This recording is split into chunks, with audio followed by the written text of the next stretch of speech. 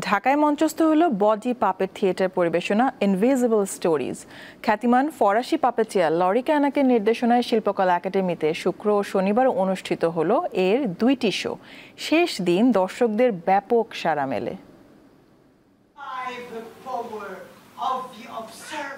দুইজন বিজ্ঞানী ঢাকার প্রাত্যহিক জীবনে ভূতের প্রভাব নিয়ে গবেষণায় নিমগ্ন। তাদের এই যাত্রা ধীরে ধীরে এক অতি প্রাকৃতিক অভিযানে রূপ নেয়, যা তাদের নিয়ে যায় সুন্দরবনের রহস্যময় গহীনে। শুক্রবার সন্ধ্যায় রাজধানীর বাংলাদেশ শিল্পকলা একাডেমির পরীক্ষণ থিয়েটার মিলনায়তনে এমনই গল্প পরিবেশন করেন শিল্পীরা।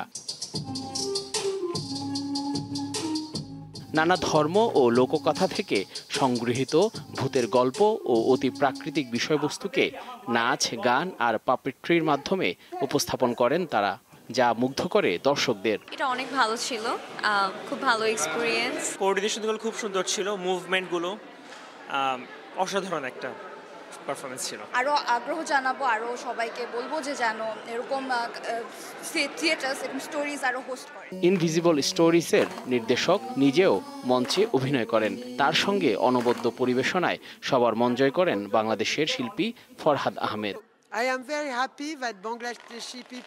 আমি খুবই আনন্দিত বাংলাদেশের মানুষ আমার কাজ পছন্দ করেছেন। গতকাল এবং আজ অনেক দর্শক এসেছেন। শো হাউসফুল ছিল, সবাই প্রতিক্রিয়া জানিয়েছেন। সময়টা খুবই চমৎকার ছিল। বডি পাপেট থিয়েটার আসলে আমাদের বাংলাদেশে নাই, সেটাও খুব কম, না বললেই চলে। তো এটা আসলে এই কারণটা হচ্ছে আপনি এই শো দেখতে পাবেন না কোথাও, রেয়ার কেস, এই ফরম্যাটটাই রেয়ার।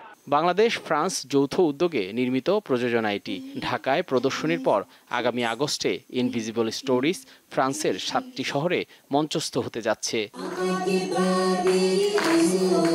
জহিরুল মোহসান, দীপ্ত সংবাদ, ঢাকা।